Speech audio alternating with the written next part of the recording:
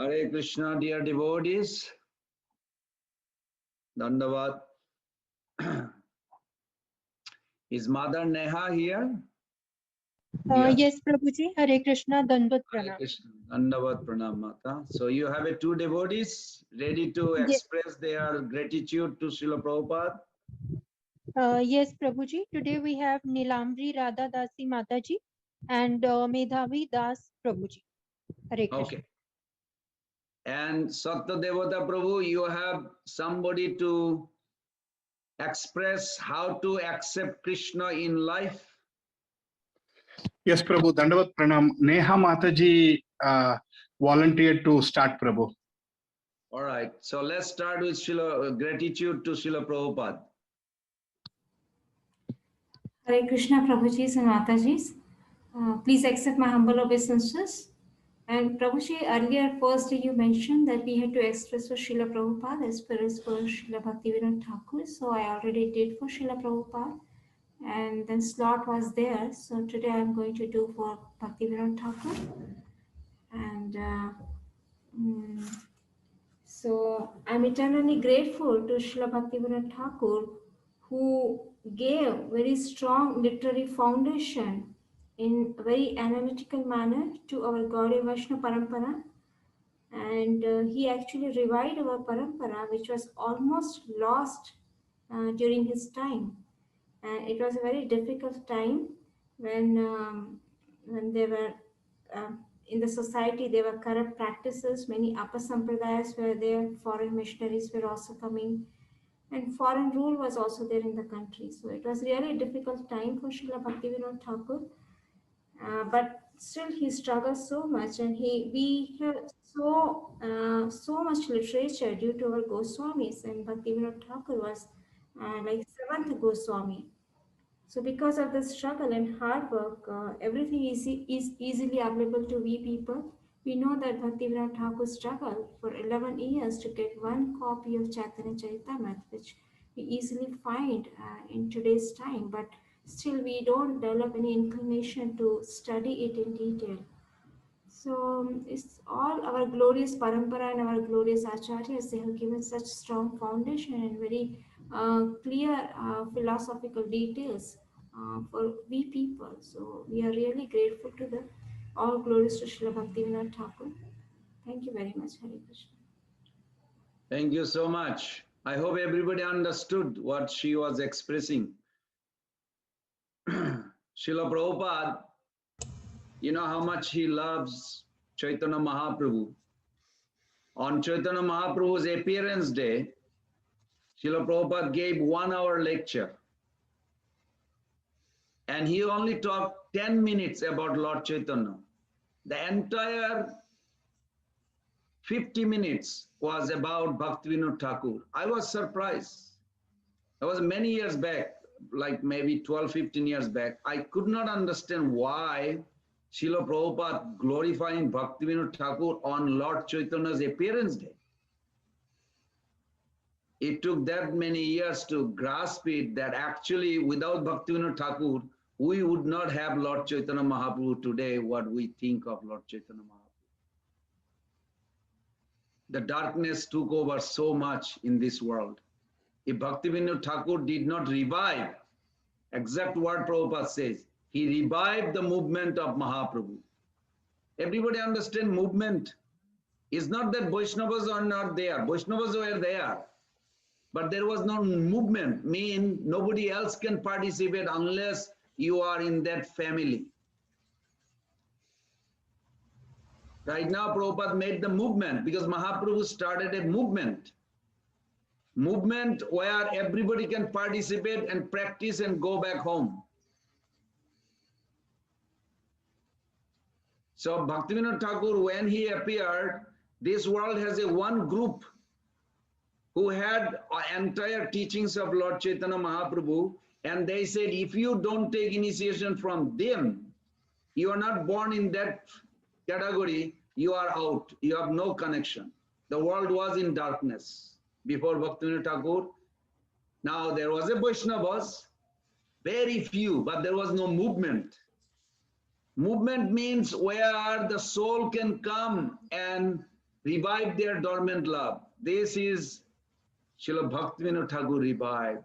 So Mother Nilambari Radha very wonderfully expressed that expression. Beautiful explanation that Prabhupada actually expressed in his lecture.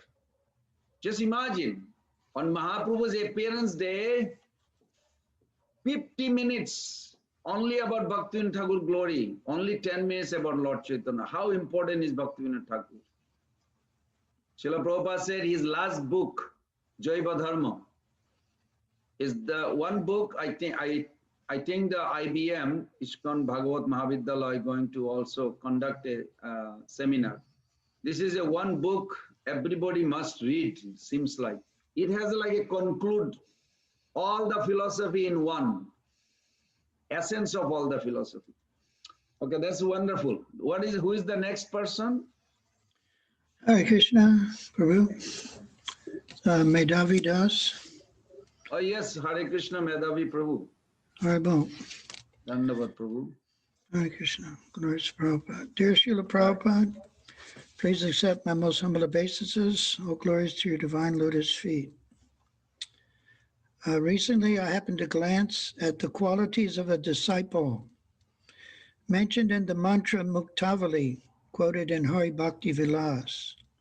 Quote, the disciple is one who is born in a noble family, beautiful, humble, endowed with good qualities, truthful, of pure character, devoid of insolence and pride, free from lust and anger, dedicated to serving the lotus feet of Sri Gurudev, surrendered to the Supreme Lord, and who serves the Supreme Lord with body, mind, and words throughout the day and night.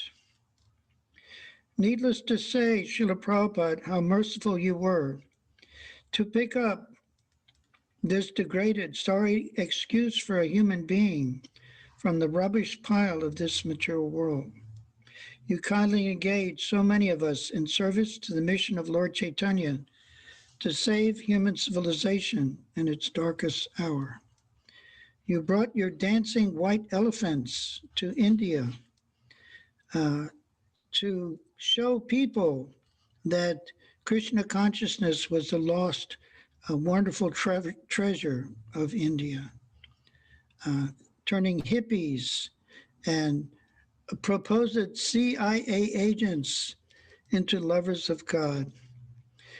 Now in India, so many people of all ages, young people, middle-aged people, old-age people, everyone has accepted your teachings, and everyone is becoming happy and satisfied pursuing Krishna consciousness. All glories to your divine grace. Srila Prabhupada ki jai. Hare Krishna. Thank you, Madhavi Prabhu. This is such a wonderful. While you are expressing the ideal example of Guru, a pure devotee, I was thinking myself so far, far away, billion miles far away from that quality. But we are very fortunate that Bhakti Siddhanta Thakur, Srila Prabhupada, our Guru Parampara, everybody represent those qualities that you mentioned. Good character, noble, surrender to God. Those are wonderful. Thank you. That's wonderful. I love that. And that's Prabhupada fits perfect example. Hopefully we all holding his lotus feet, we also will be exemplified someday what you have expressed. This is wonderful. Thank you. Okay, so today we're going to start reading.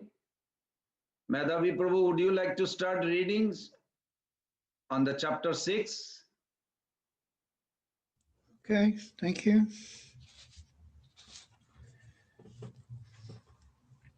Pancha Tattva Jaya Jaya Shri Radha Madhava Jaya Navadvipa Vraja Jamuna Vaishnava.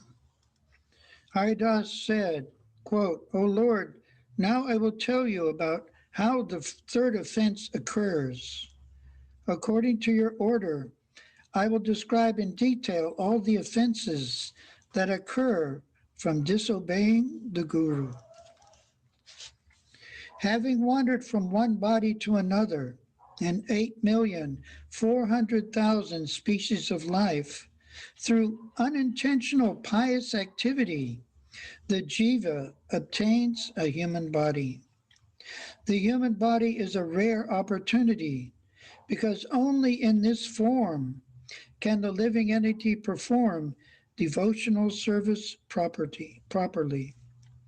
As a demigod, one has the tendency to enjoy, and as a lower animal, one has no capacity for knowledge. But in the human form, the living entity can progress back to his constitutional position with Krishna. Therefore, if one does not take care to attain Krishna in this temporary body, one will die and obtain some other body, losing the opportunity to escape from the material prison. The intelligent person, having attained a human birth in this world, will take shelter of a spiritual master who will act as a captain to guide the jiva over the ocean of material nature with the instructions of bhakti yoga. This is the importance of the guru. One should approach the qualified guru, that person who is a devotee of Krishna and has conquered over the senses, and inquire submissively from him.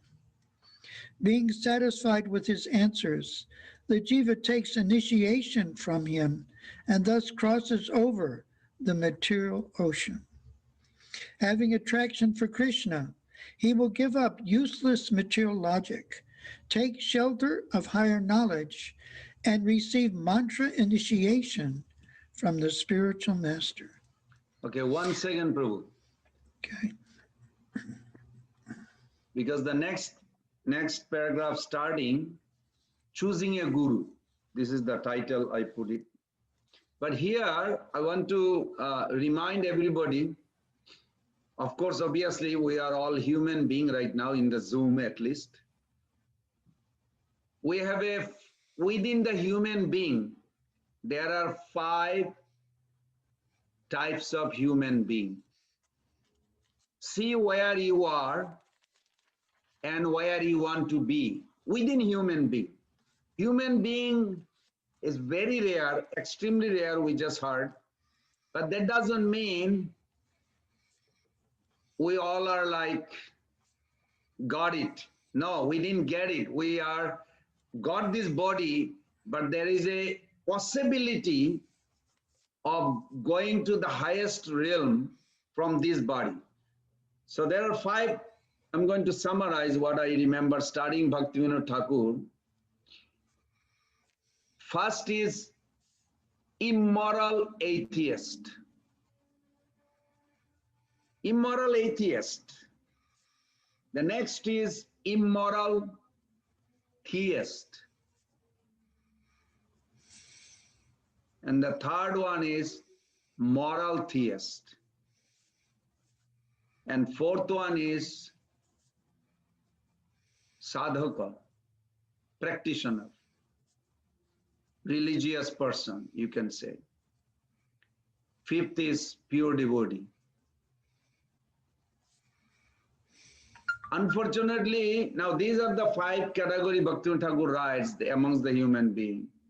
Unfortunately, majority human does not even go to 2nd or 3rd layer of human being, within human being. And there is, once you are on the 4th category, chances are you will stay human and up. But if you did not come within the human 4th level, there is a chance you will glide down. Because you will find a lot of person, apparently spiritual, religious, they have a human body, whatever race and caste or creeds they are from, doesn't matter. But they have a, deep down in their heart, they have an immoral feeling. They want to act sometime, and they do. Cheating, illegal activities, as long they don't get caught. They know it very well too. I had also that. But bhakti is so powerful, it removes all this.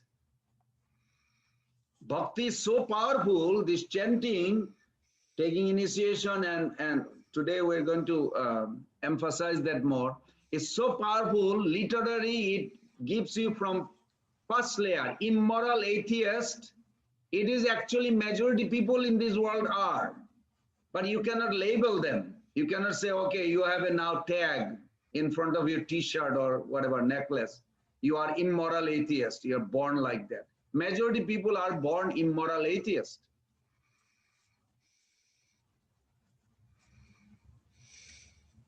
Then they become moral atheist. You know, they like the law, but they don't want to believe. Then they come up with this idea, I like spirituality, but I don't like religion. That was very funny. Every time I talk to one of those guys, I don't go too far. Like after 10 minutes, they're finished. They really don't have anything. They just love that slogan, but they don't have any substance underlying this expression. But they feel it's a comfort zone. Fourth category means they have to pick up the Krishna consciousness. Once they pick up Krishna consciousness, there will be difficult to glide down.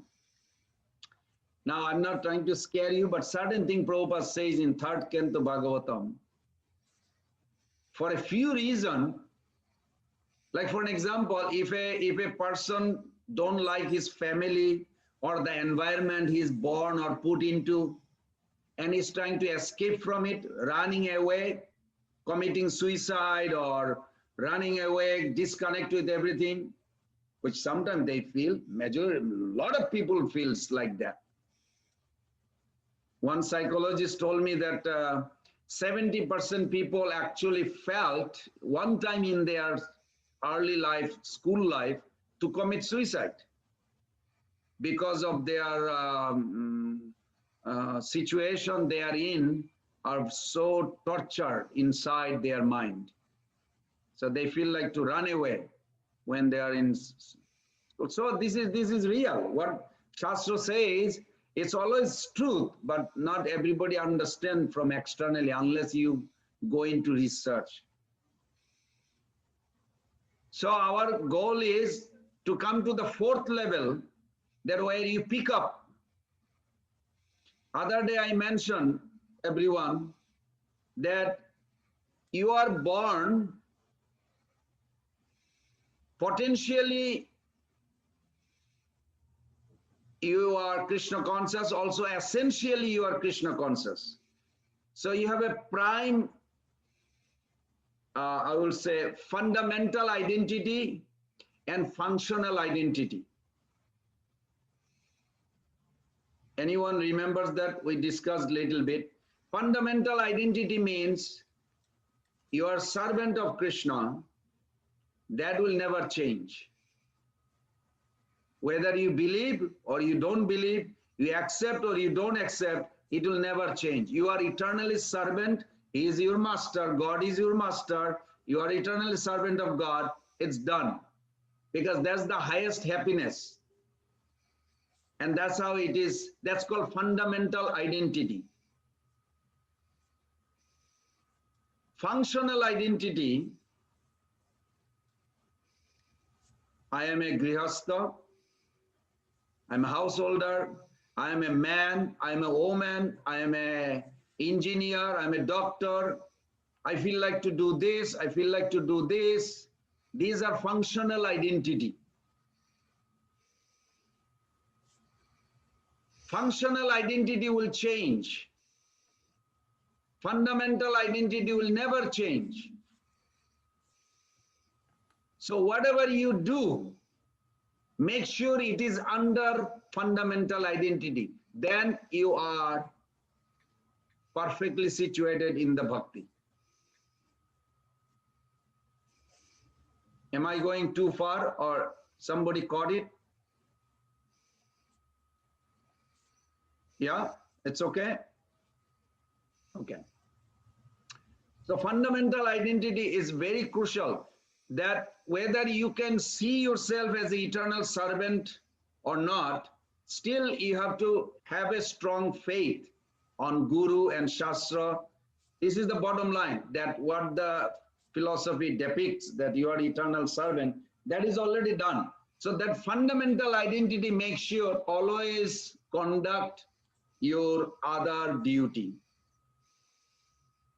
It should stay always at the top. Doesn't matter where you are, what you're doing, whether it's a girl or a boy or a householder or a sannyasi or brahmacharya, whatever you are, these are not as important as fundamental. Now I give you a very nice example. You all know Arjuna had a fundamental identity is what? Servant of Krishna. What was his functional identity that bewildered him? Try to understand. This is what bewilders us. Arjuna had a two functional identity. One identity, he was a Kshatriya. He is born as a fighter. He can never get out of it. Whether he fights for Krishna or he will fight for Maya, but he cannot stop fighting. If he goes to the forest, he will fight with the animal to survive. It will draw always to fight, because that's how he is born with. Not fight, actually, I would say protection in a sense. So the Kshatriya Dharma is that he has a six aggressors he has to protect everybody from. So he has to kill six aggressors. In Bhagavad Gita, if you read first chapter, you will know what I'm talking. If somebody lights fire in your house, if somebody kidnap your spouse, if somebody give you deadly poison, somebody try to kill you, you can kill them, this aggressor. So that's his, what kind of identity is that, or duty? Duty comes after your identity. Is that functional or fundamental? Functional. Very good. Second functional identity he had, he is a man from a particular family. When you are a woman or man from a particular family, you have an obligation. Arjuna had an obligation. He comes from a Kaurava family. And he says, and Krishna actually addressed him. Bhogoishwarja prashaktanam taya purita chetasam vyavasatmika buddhe ekeha kurunandana. Kurunandana, hey, descendant of Kuru, you have a duty. Hey, Kunti Putra, Kunteya. Krishna addressed Arjuna 20 ways in Bhagavad Gita, 20 times in a 20 different names. Each name has a very big significance when Krishna addressed him. So he addressed him, you are a descendant of Bharat. Matra sparshastu kunteya shiteshna sukha dukkada agama pai no nitam tam titikshasya Bharata. There is a Bharat, there is a Kunteya, Kunti Putra. So he has some responsibility for his family. What function is, what identity is there? Fundamental or functional? Functional. Okay. Everybody, I hope you got it. When he asked Krishna that I'm bewildered, I'm supposed to kill all the aggressor, Kauravas, I see them. They disrobe our wife, Draupadi. They try to take away our kingdom. So they are all guilty of this. In the lake house, they poison Bhima to kill him. So all these six aggressors are right in front of them. So Arjuna is asking Krishna, I'm bewildered. I'm supposed to protect the family or kill the aggressor, but they are same. What should I do? What did Krishna answer? He didn't say, Krishna gave us such a scientific answer. He says, you are neither. You are not descendant of the Kuru dynasty or Kshatriya. he started saying, Dehinosmin jata dehe komaram jovananda. You are a soul. You're servant of the Supreme Soul. From that angle, we have to proceed. Then our journey will be easy. Then Krishna, at the end, of course, Bhagavad Gita unfold one by one chapter. Not that Krishna made the chapter. Acharya gives it in their discussion how one chapter another unfolded very nicely. So my point is that whatever you do, make sure your fundamental identity always stay above all your functional identity. That's all.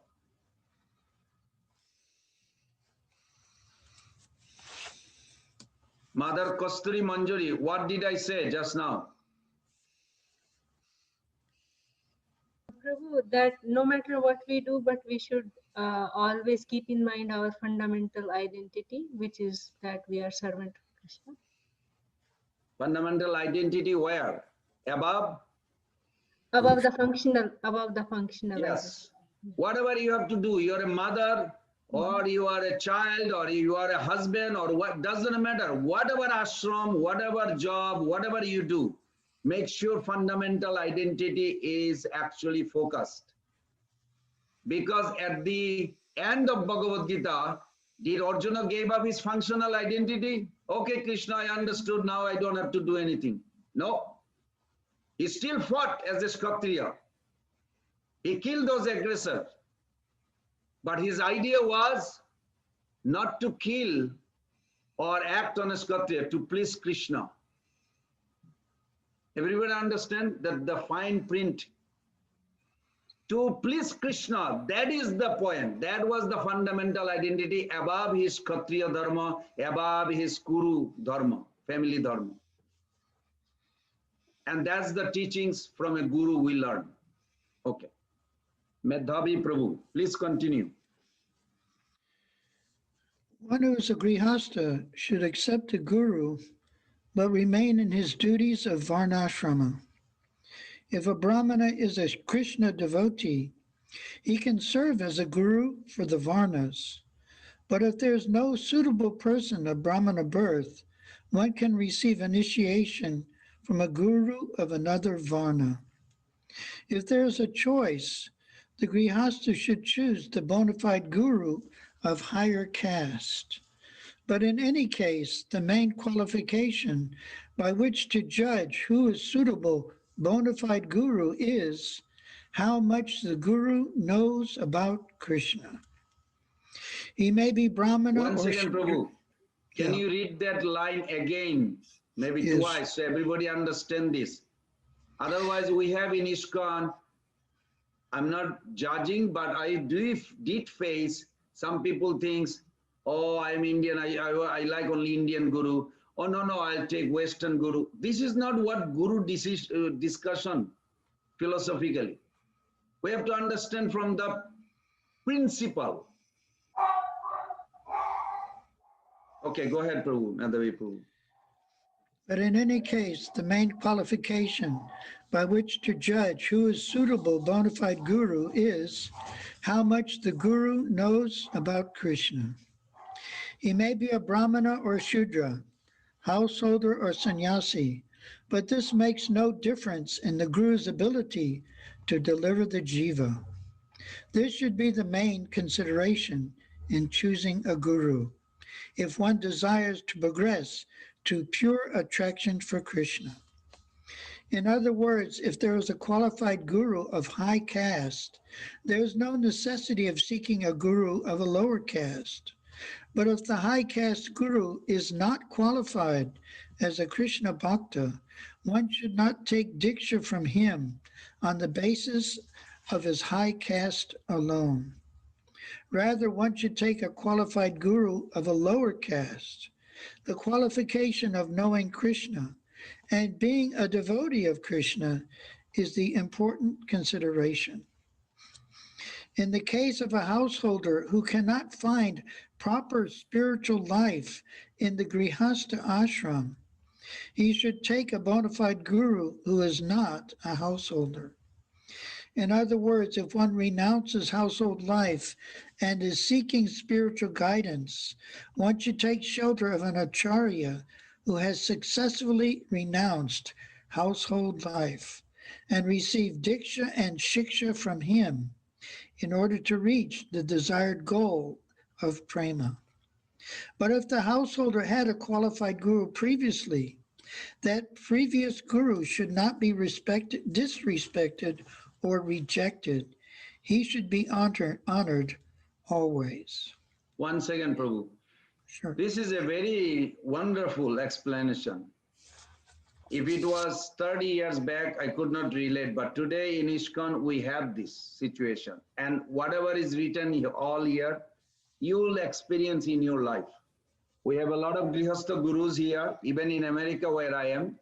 There are actually in my temple, there is not my temple, Krishna's temple, that there is two initiating guru is there. Mahatma Prabhu is there. Adi Guru Prabhu is there. I see them every day in Mangalarti. Very nice. And they're wonderful. And there are 2 GBCs in our temple. It's very wonderful. So many wonderful devotees. How to have a proper respect and never disrespect anybody in your life that helped you in spiritual progress is the key to progress further in spiritual life. If we can some or other develop an attitude to have a proper respect according to their respective position. In other words, you have to know their position and respect them accordingly is the key to advance. So Krishna arranged for us. So this is wonderful. Thank you, Prabhu. Please go on. The householder may take a guru who is either a householder or renounced. Either is suitable. Accepting guru and performing sadhana bhakti, the householder will eventually achieve the stage of bhava, at which time his attraction for family life and sense gratification will cease. At that stage, he will naturally give up householder life and enter the renounced order. This person should seek out an acharya in the renounced order and take his instruction. Guru may be of 2 types. Okay. So this is very nice. This is very interesting. Because there is actually a Grihastha guru, I will not say the name, who's one of his disciple going to take sannyas. Also one in Russia, Valmiki Prabhu. His guru is a Grihastha, but he is going to take sannyas. So his guru cannot give him. But guru is not someone, in other words, don't put a guru in a box, a physical body. Guru means, what I understand from Srila Prabhupada's and Bhaktivinoda Thakur explanation, a perfect Krishna conscious person. It is not the body we are focusing. Person who draws our attention towards Krishna is Guru. That Guru can manifest even in your family. You may have a Diksha Guru, you may have a Shiksha Guru in your own family, who always tells you how to be attracted to Krishna. Maybe cooks for you, or remind of Kirtan, or remind of chanting. That is Guru. Guru is not just one person in a physical form. This is very important. We should see that thread of spirit who is trying to draw our attention away from Maya to Krishna is our Guru. This is very important. Don't just say a simple thing like, I asked one Gurukuliya, of course, was a very interesting. I said, why do you like that person to be your Guru? Oh, I like his smile. I said, wow, no Shastra ever said that, but it's interesting. I'm learning. And any other qualifications? I don't know. I just like his smile. Every time he sees me, he smiles. I said, I can find many guys or girls who also will smile, but they are not Guru. I know, I know. I said, no, you have to learn. Guru is not judged by like this. When we are studying Harinam Chintamani, we should pay attention and follow. We are now associating with Bhaktivinoda Thakur. What would be the difference if Bhaktivinoda Thakur was in front of us and we are reading his writings, his expression of what he realized? What would be the difference? There is no difference. I mean, when Krishna appeared, how many people really came to know him? Can you imagine, after meeting dozens of times, still Duryodhana doubting at the last moment of his death? He was hiding under this water lake and Krishna was making a joke. I thought Duryodhana was very brave hero. Why is he hiding?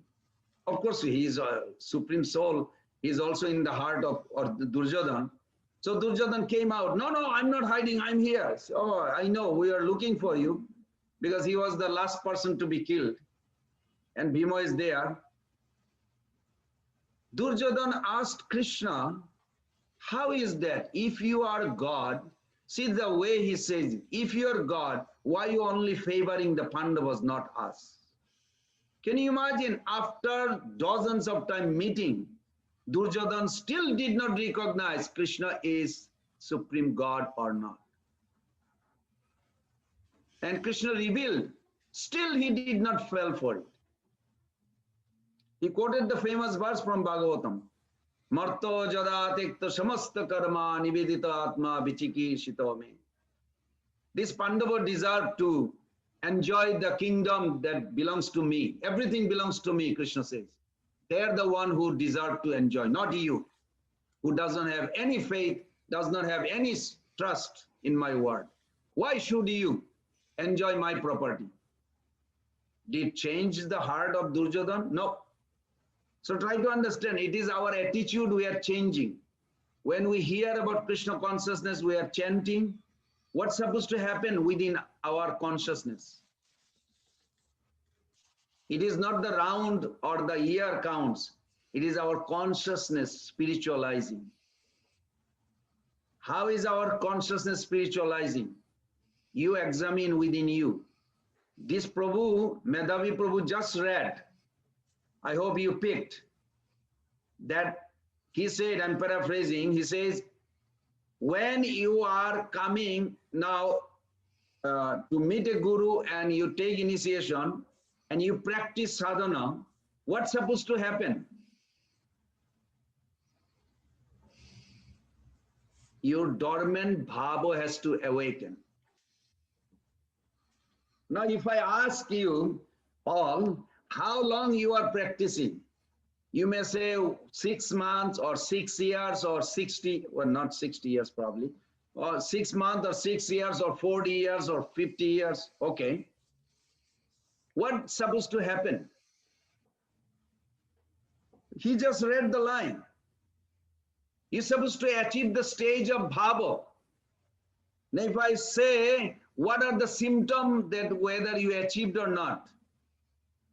I'm not sure. Then how you know you achieved or not? If I don't know, because I took a sannyasi about 30 years back to a Disneyland. Maharaj wanted to see the Disneyland in Los Angeles. So we are having discussion. I said, how do you know what is Disneyland and what is Los Angeles city? What's the difference? Disneyland is not Los Angeles, it's before Los Angeles, Anaheim. I said, what's the difference? He said, well, I don't know. I said, then what is the point? I can drop you in the middle of Los Angeles big city and say, this is Disneyland, Haribol, we are in Disneyland. Is that okay? He said, why are you asking me like this? I thought you were taking me to Disneyland. I said, I know, but if you don't know what is Disneyland, what will be the difference if I take you, drop you in the middle of the big street? I hope everybody is understanding. This is a real story, and that sannyasi is still alive. He said, Pran Govinda, you're scaring me. I said, I'm not scaring you, Maharaj. I'm just inquiring. If you are not aware why are you going, what are you going to see, then what is the difference will be any big city or Disneyland? Well, then he started thinking, well, I heard they have a submarine. I say, I can take you submarine to somewhere else. It doesn't have to be Disneyland. So I want everybody to focus. What are you going to get? What is bhava? There's a 9 symptom. End of this session, I will not let you go, not today, but end of this seminar, you have to be aware and you have to check the list, whether it matching. Just like when I drive, I see in the GPS, because it's a new road where I'm heading. It says, now I'm approaching, say, Lucadia Boulevard. Okay, yeah, within few minutes, I see there's a sign, Lucadia Boulevard. I feel confidence. Can you see that? I feel confidence. Yes, my driving is good. I'm going right direction. If I don't have a GPS, how do you know you are awakening your bhava?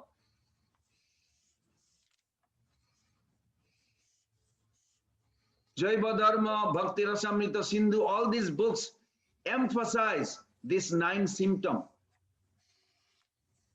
He just read it. It should awake within you. What is bhava means? Do I have it? How do I know? Okay, with that note, we'll just say, but something he also said, Prabhu just read, that see if you're not running away from your family life. But the attraction to enjoy family life has to go down. It is Krishna's family life has to be increased, not your family life. Prabhu just read the sense gratification will cease. Madhavi Prabhu just read. Everybody understood that? These are the points that we need to check within our heart. Am I going towards that? Do I feel like I can live without it? Can somebody say like this today in the Zoom? I could not say this before. Now I can say it by the mercy of Prabhupada and Guru Gauranga and my sadhana, that yes, this process works 100%, Prabhu and mothers. This process, what Harinam Chintamani is saying, it works. I am only begging all of you to take advantage of it. Apply it, see it works. You can live without this material world. And Srila Prabhupada said the moment you come to a point that you do not need anything of this world, you are eligible to be in the spiritual world. You are liberated literally, according to Prabhupada. These are the self-exam. So while we are reading, I want also you make those notes and check your life, where you are, where you heading, if this is coming true. Okay, Prabhu, please go ahead. Madhavi Prabhu.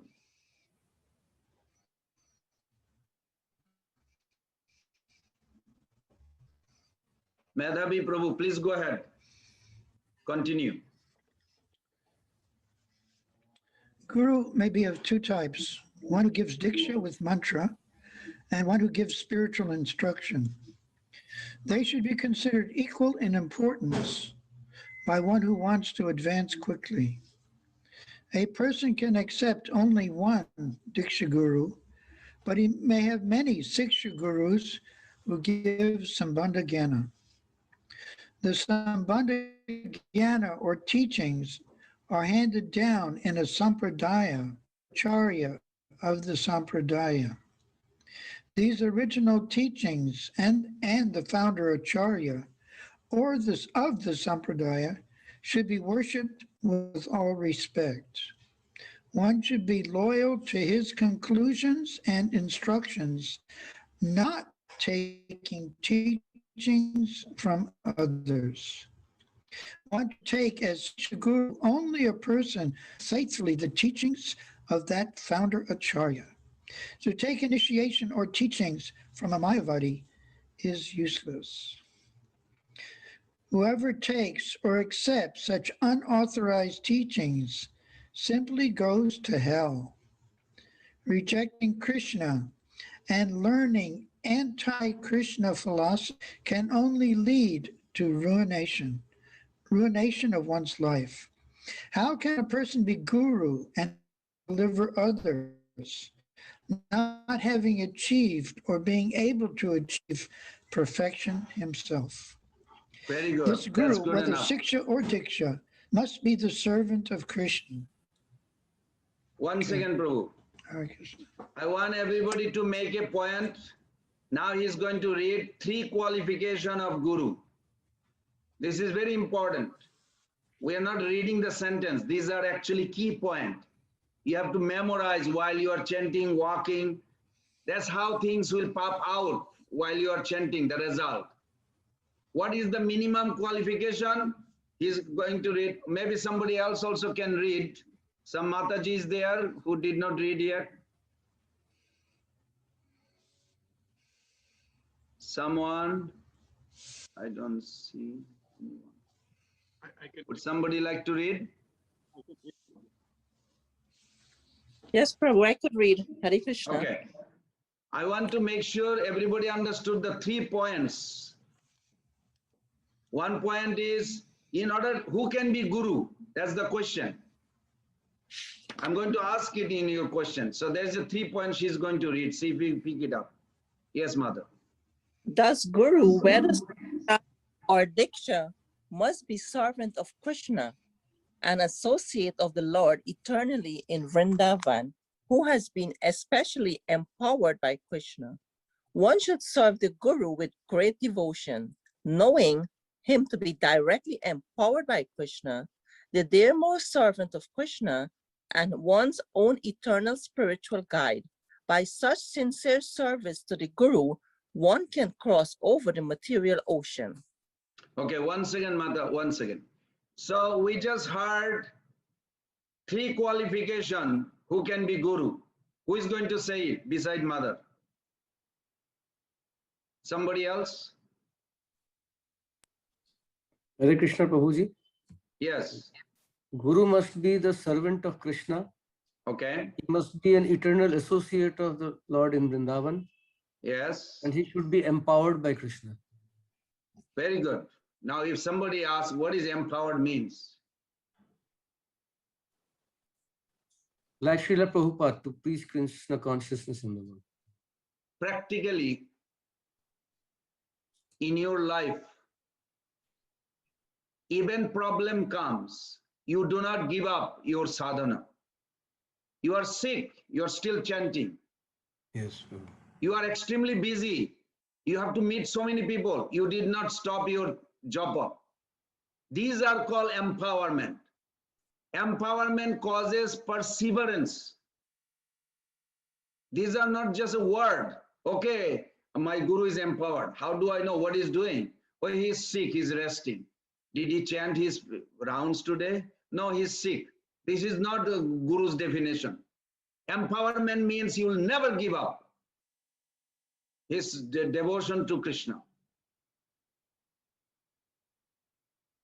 You have to grasp those 3 things more. Somebody should think, one of you should think, well, I don't know if my Guru is eternal associate. Does it bother you? It bothers me, believe me, when I read this yesterday. I was preparing for today, yesterday, and I was thinking like, well, how do I know? Well, I tell you a secret. One time they were reading the text 8, Nectar of Instruction. And that sloka, it says, how does it go? Tannama rupa charitadi sukirtananu smritta kramena rasana manashinijya. Tistan braje tad anuragi jananugami. Talam naet akilam iti upadesha saram. So that verse 3rd line, it says, Tistan braje tad anuragi jananugami. So they asked Prabhupada, we're supposed to follow a Brajabashi eternal associate of in Vrindavan. Who should we follow? Prabhupada said, I'm here. Everybody understood what Prabhupada replied? He said, I'm here, an eternal associate.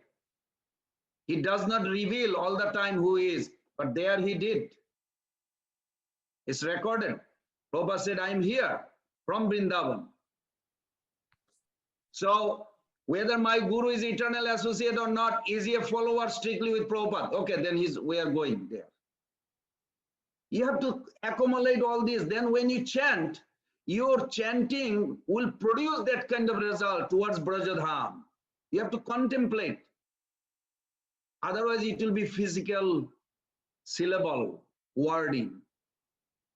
Holy name is Krishna, non-difference with substance. These are just, I'm giving you little tips, and you contemplate more everything that you read. Then the next Mataji is going to read, what is the procedure for worshipping Guru? There are 5 things. See if we can catch. How do you worship Guru? 5 things you do. Here it says that. Okay, Mother, go ahead. Let's see if they catch.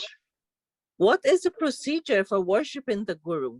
First, one should worship the Guru, offering pada, agraya, etc. Then, taking his permission, worship the Lord. Then one should offer Krishna's prasadam to the Guru, the Vaishnava, the demigods, and the forefathers. With the Guru in mind, one should worship Krishna, and with the Guru in mind, one should chant Krishna's name. 1 second, Mata. So when you chant Hare Krishna, what do you do first? Namah Vishnu Padaya Krishna Prasthaya. Very good. Without Guru, do not approach Panchatattva. Guru is actually Nityananda Prabhu. Without Panchatattva, don't start chanting, taking Japamala. I see this. I mean, I used to do that. That's why I can relate. I come from a very dark region, even though I was hanging around, but I was not paying attention. No, don't just chant Hare Krishna. I don't have any eligibility. I should have that attitude. It is the mercy who is going to give me sambandha, relationship with Krishna. So you evoke that mercy of Guru, Panchatattva, then you have access. You will have a different feeling with that attitude when you serve everyday holy name. You are chanting anyway, Prabhus and Mothers. Why not take advantage and progress very quick? After death, you will be in the spiritual world. Why not you be in spiritual world within this body in the material world, as Prabhupada said that. We should take advantage. Okay, that's good. Go ahead, Mata. Consequently, if one disobeys or disrespects the Guru, that is offensive and will block one's progress in bhakti, as in the case of showing proper respect and devotion to the sadhu and to Krishna. Similarly, by properly serving the Guru and chanting the holy name, one can get quick success. Having formed faith in the Guru, one can, by the strength of the pure name, attain the goal of prema. Okay, once again, just I want to say something because this recently happened, actually yesterday. Someone said something about one Guru in ISKCON. I will not say the name, but that person actually called me and was very emotional. He says, this person says something about my Guru, and I'm very disturbed. I said, why are you disturbed? So I'm disturbed because why this person says this? I said, you have a doubt on your belief? Try to pay attention what I actually mentioned. This is a very key point. We do doubt our belief, Prabhus and Mothers. I'm talking about myself. I used to do that. So my question is, if you doubt your belief and you believe your doubt,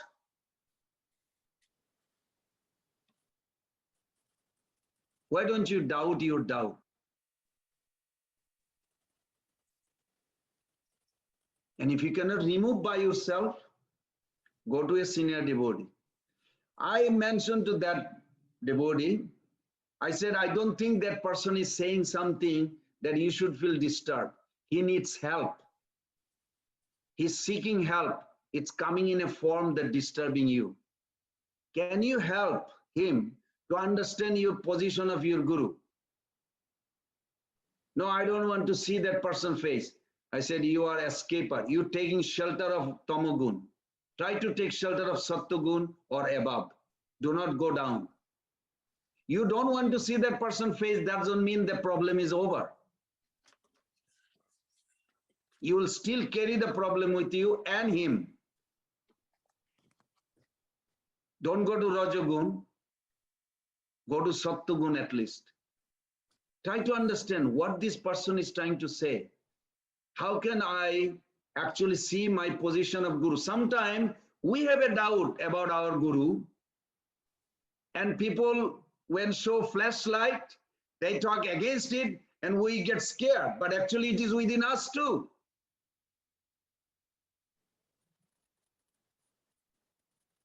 Find a way to get clear that cloud from your heart. If you cannot do it on your own, take a shelter of another senior devotee who can help you to do that. But do not ignore or escape from it. Do not think bad about the other person. Other person only came with a flashlight and showing there is a darkness in your heart.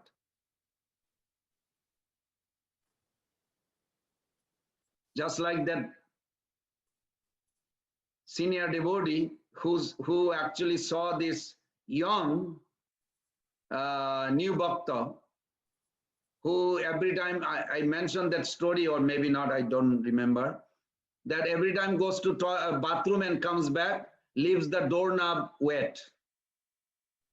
So the senior devotee, it's in Los Angeles, but I won't say the name, but anyway said, excuse me, can you wipe the doorknob? You know, it's cold and just, oh, okay, I'm sorry. But forgot, again, always doorknob has a water, because other new bhakta rinse the hand and don't wipe the hand and come back. And it went on for a week, and it disturbed the senior devotee so badly. But that senior devotee is also very intelligent, thinking, is there something wrong in me? I'm doing that, it's reflecting there. I'm not feeling good about this new bhakta, but maybe something wrong within me that Krishna is manifesting. Because that opportunity is open, that person actually prayed to Krishna and to Prabhupada.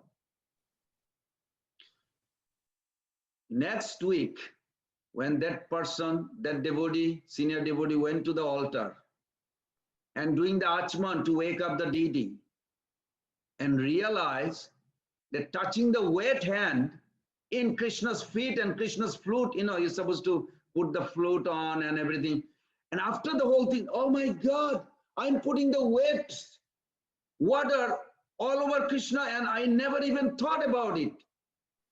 He's a person, felt guilty, regretted, repented. You want to know mystical? That person comes back. From that day on, the doorknob was never wet. And that person was so kind, called me and told me that. He said, I remember a long time back you gave Jaiva Dharma class, and this is how it was explained. It got stuck with me, and something I have to tell you. I experienced that philosophy in my own life. Krishna is reciprocal. Krishna is reciprocal. Do not blame others. The magnification of impurity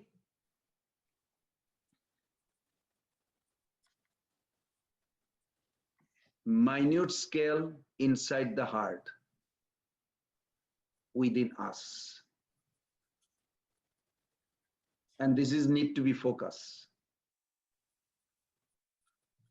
Okay, Mother, please go ahead. When should a guru be rejected?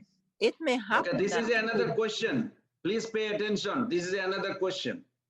She's reading. Okay, I will start with one. When should a guru be rejected? It may happen through the Asat Sangha. A guru may lose his qualification. Starting as a big guru, by committing Nama Aparada, he loses his knowledge. By offending other Vaishnava, he loses a taste for the name and gradually falls under the control of wealth and women. Such a guru should be rejected. By the mercy of Krishna, that disciple will obtain a new bona fide guru and take up pure chanting of the name again. If a guru takes unsuitable people for disciples, he will have to suffer for that.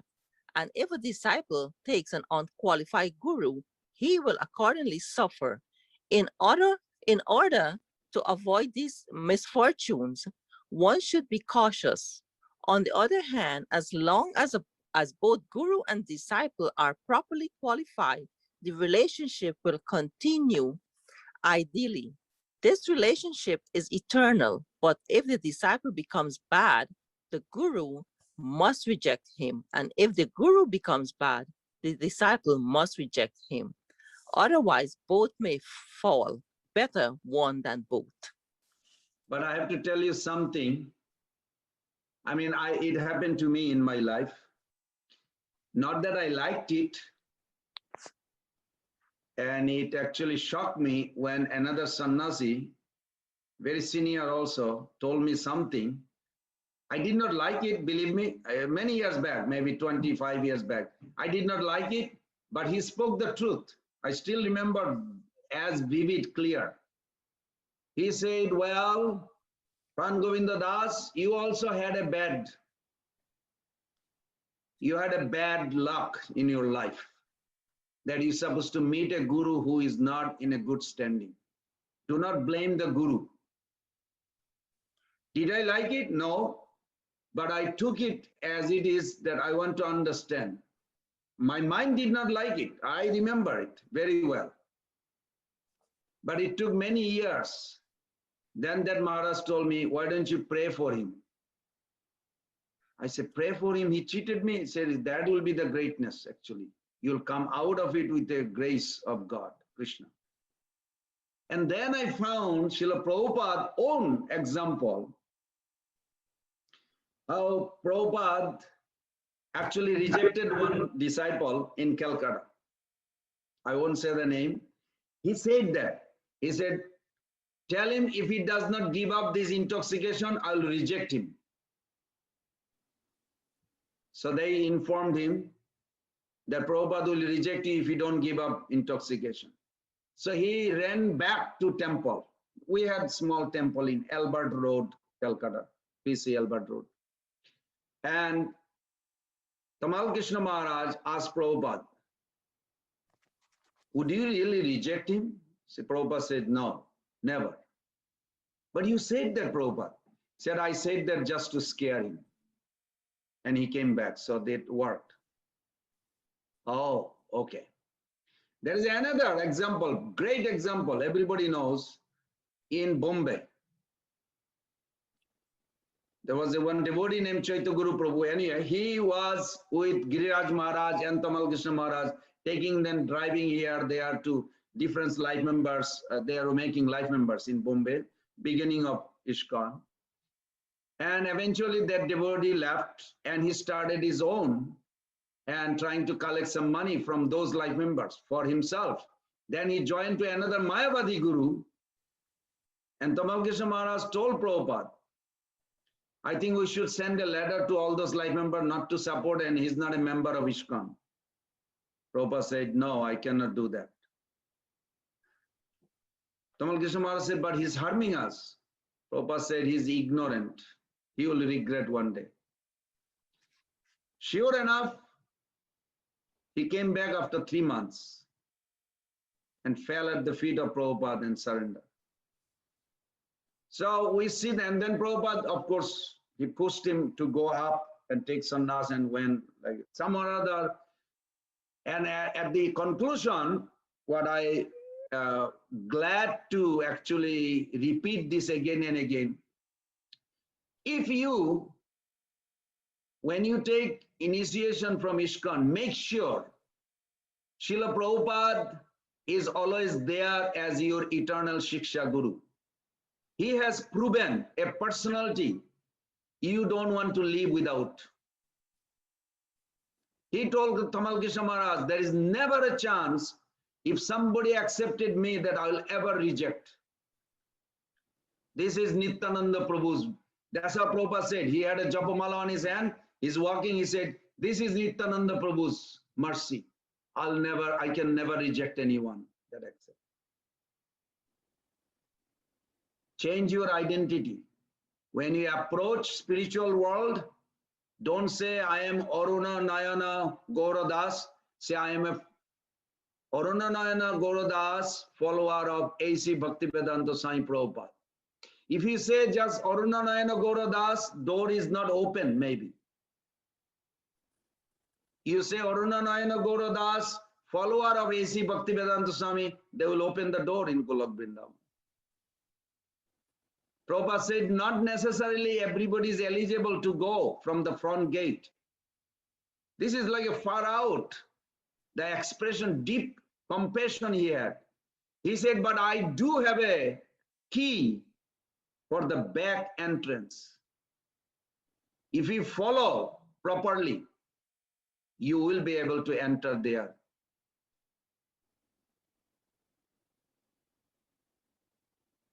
I don't want to drag about it, but there was so much discussion about it.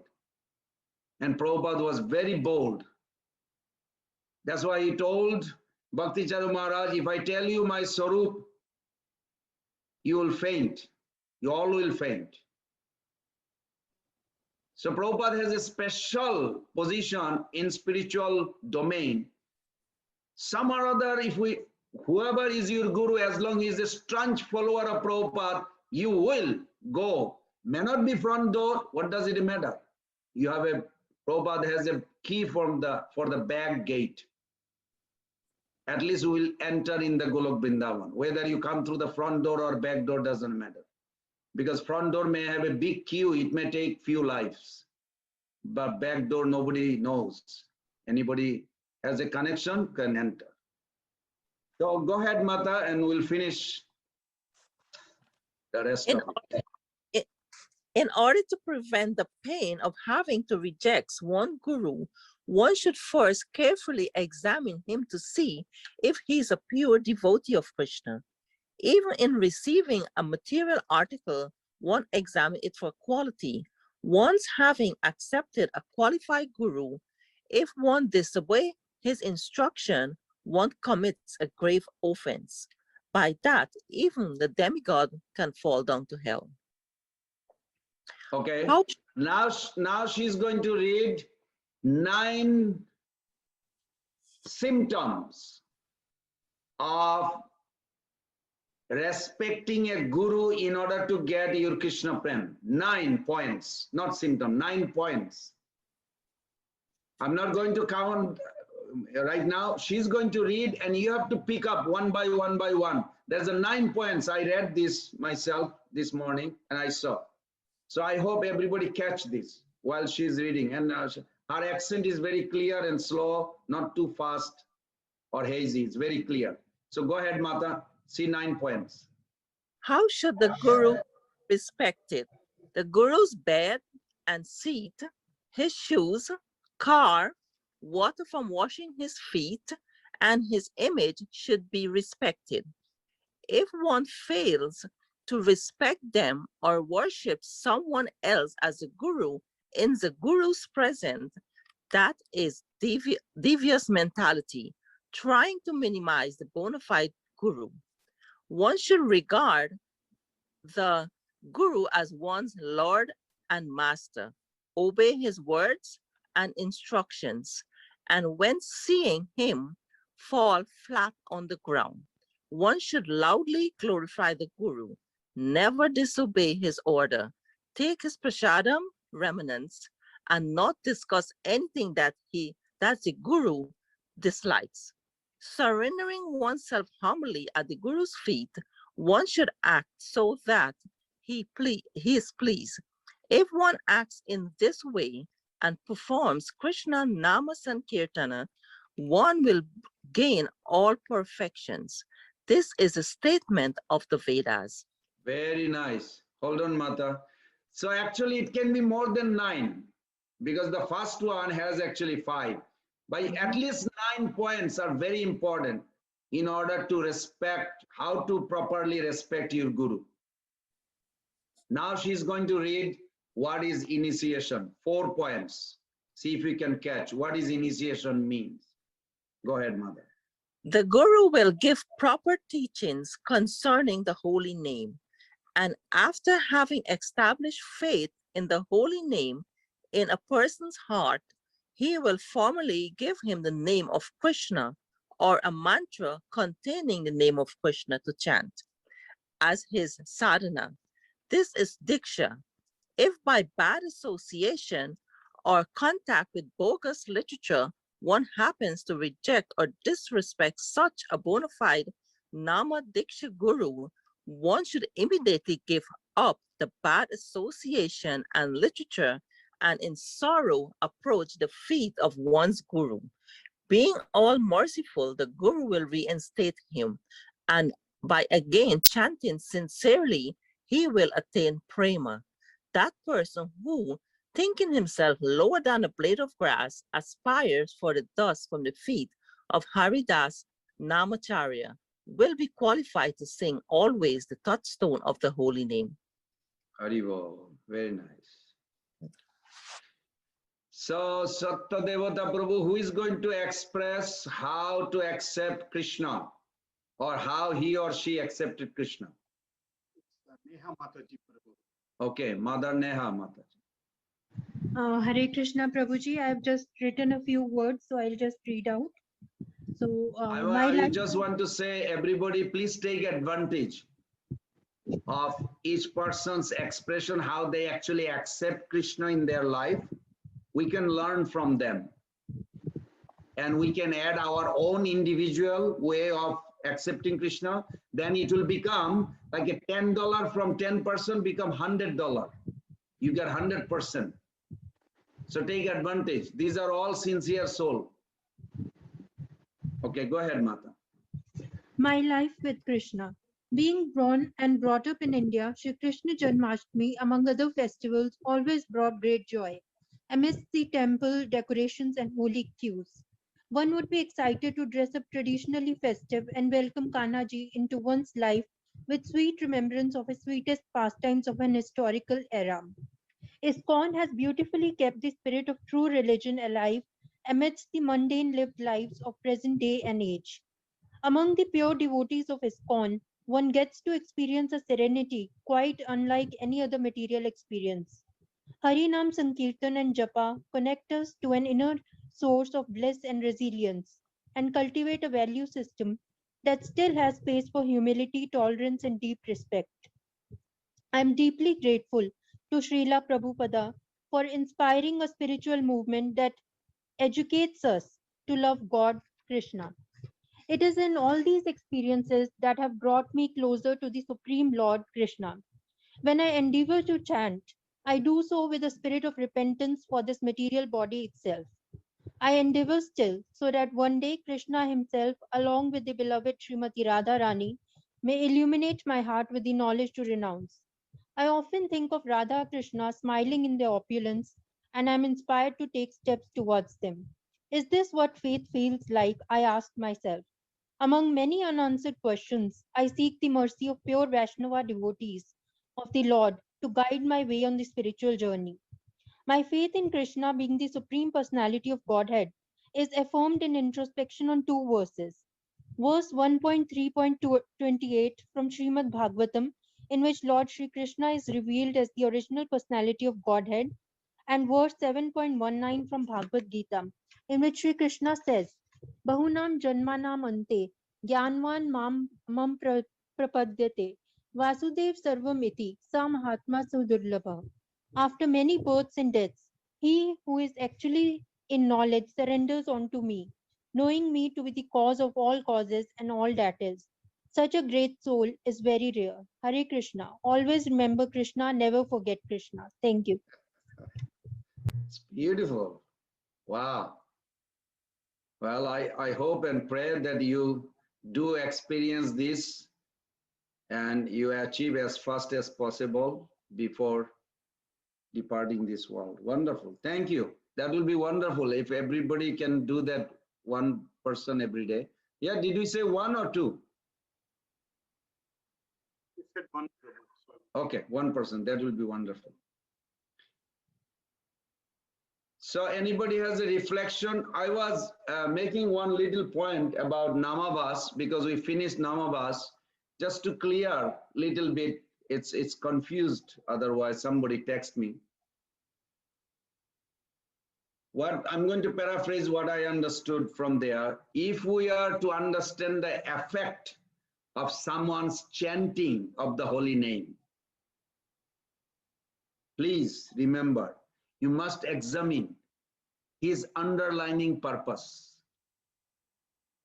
When you chant in the morning, ask why you are chanting.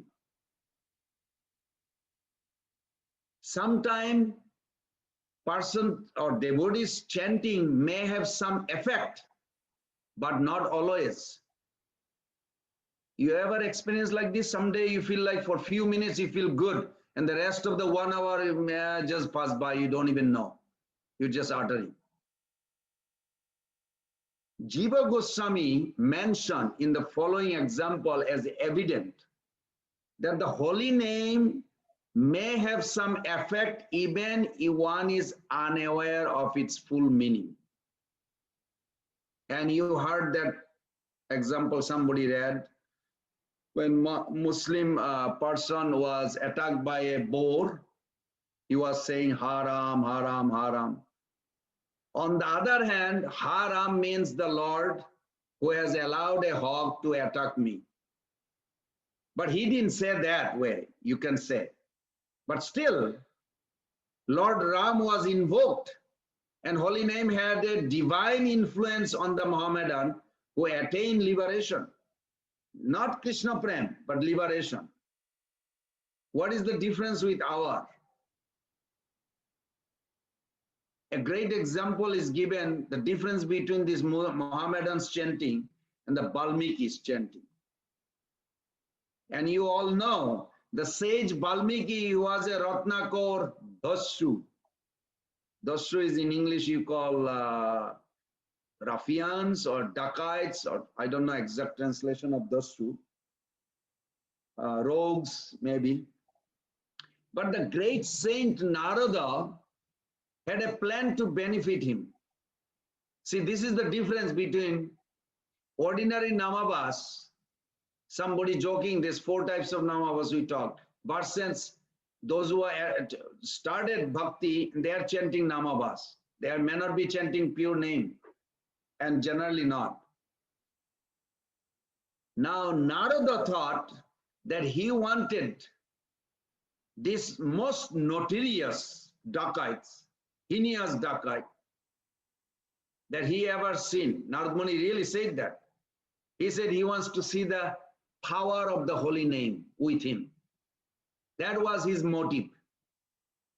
So he introduced him to chant Ram's name.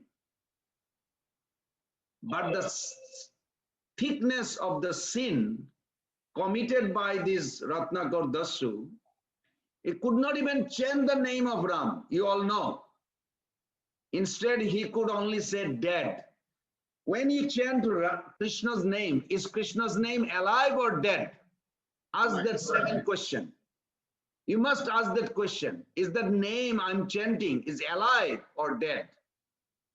Balmiki says, I mean, he was not a Balmiki at that time, he was a Ratnakar Dassu.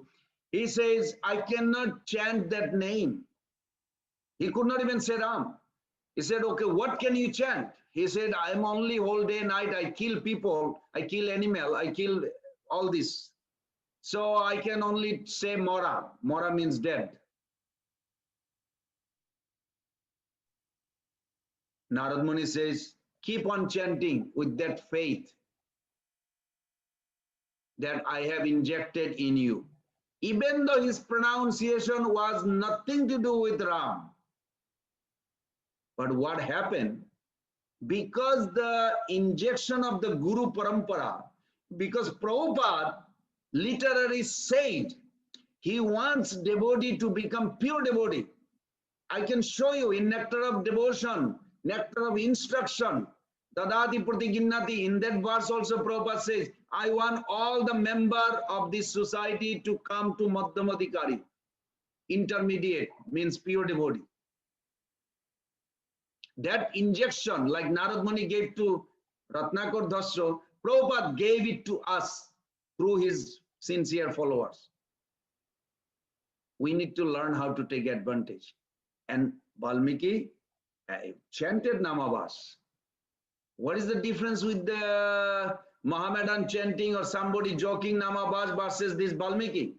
Because he had an injection of Narad Muni with that name, he got purified, so as other.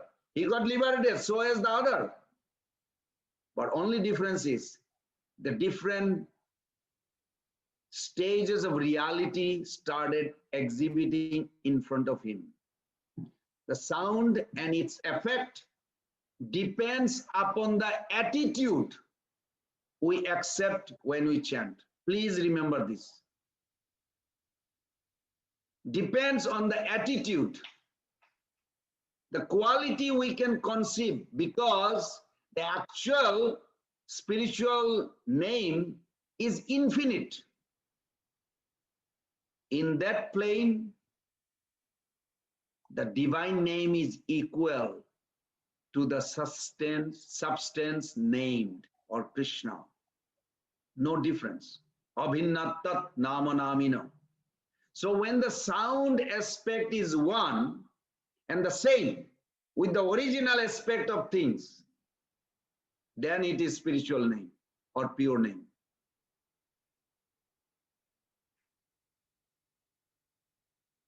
You heard the example Prabhupada says one time, the blind man's name may be Padmalochan, lotus-eyed, because his mother saw the baby is born as a blind and she didn't like it, so she called him Padmalochan, lotus-eyed. But really, he may be blind, and he is. Prabhupada gave that example. So I'm thinking the name and the figure may be entirely different. But in Vaikuntha, the infinite world, the name and the named are one and the same. That we should focus. Yet, to experience the Vaikuntha name, you must avoid both Namaparad, offenses to the holy name, and Namabhas, the shadow of the holy name. By Namabhas, we get some relief from this worldly bondage, and Namaparad, we become entangled in its Maya world. But the ordinary physical sound cannot represent the real name, which is supernatural. So I'll end with this, that our Shastra said that one name of Krishna can remove more ignorance, sin, than you or each of us can commit in our entire material existence. Ek Krishna name jata paap hore, papi hoye tata paap korite nare. Prabhupada quote that verse. We may chant the physical name of Krishna so many times without getting the result of even one real name. Everybody understand that point?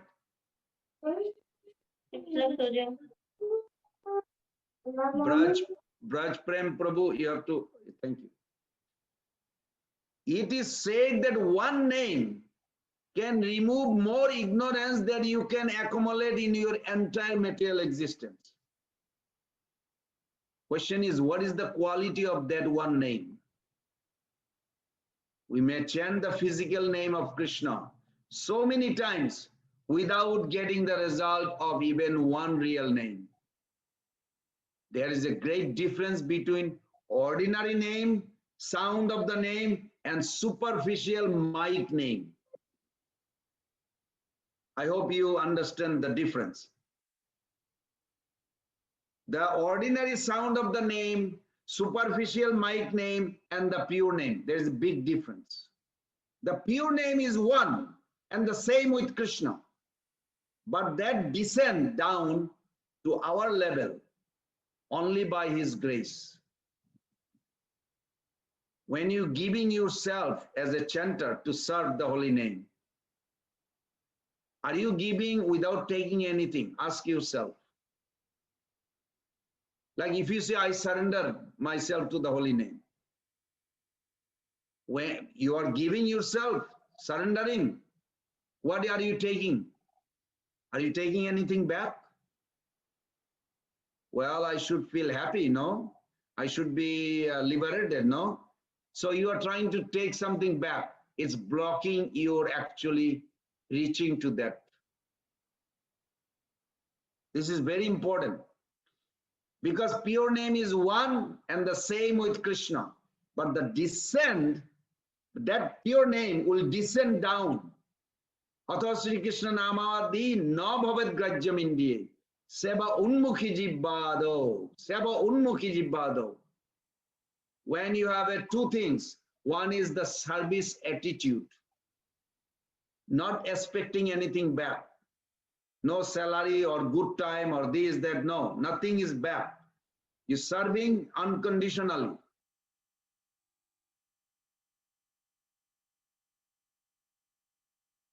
That time the holy name will descend down to our level only by his grace. We cannot vibrate it simply by dint of our moving our tongue and our lips.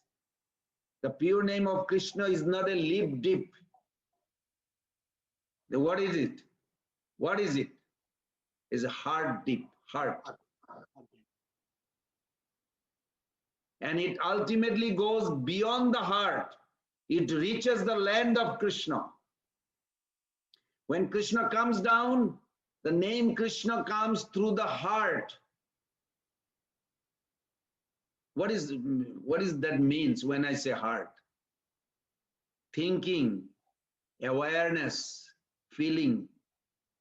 This is what the quality of the heart. Through Harinam Chintamani, we are learning who Krishna is.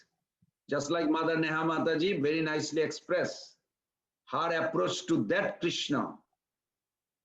She quoted those verses even from Bhagavatam, that Krishna's supremacy, he is the avatari.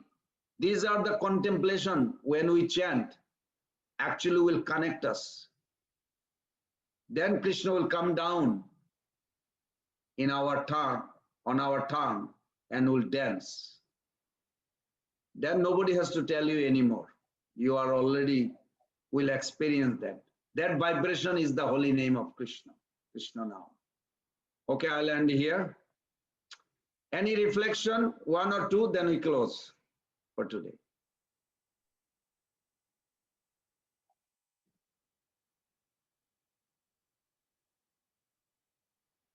Anyone has any reflection? What we discussed today that you have made a note in your heart or you're going to take with you? Hare Krishna, Prabhuji. Then Yes, Mother Kasturi Manjari. Thank you Please. so much, Prabhu, for this wonderful class. So one thing is that properly respecting spiritual master and remembering even while chanting. And the second point that I really want to apply is that always remember the fundamental identity of serving Krishna, even when doing so many functional activities throughout the day. Thank you so much, Prabhu. Thank you, Mother. Thank you. Also wanted to remember this point, Prabhu, about that we have to make sure at all the times we have to keep our fundamental identity above the functional identity. Yes. That's one point. The second point which struck me was about the magnification of the impurity in others is actually a reflection of the impurity in minute scale within us. So I think this is something which struck me, Prabhu. I made note of it and I wanted to contemplate on this one. It's scary because we like to accuse somebody, Yeah. but in this case you cannot accuse because it's projecting from our own heart. It is scary. Thank you. That was very nice. Thank you, Prabhu. Anyone else? Otherwise we can close now. Prabhu, the flashlight that reveals the darkness in her heart. You please pray and bless me. Thank you. So we can close for today. We'll see you on Wednesday. Vancha kalpatar vishya kipa sindhubhaiva cha patitanam pavanebhyo vaishnavebhyo Krishna bro, namo namo. Srila Prabhupada ki jai. Jai. Ananta Kari Vaishnava.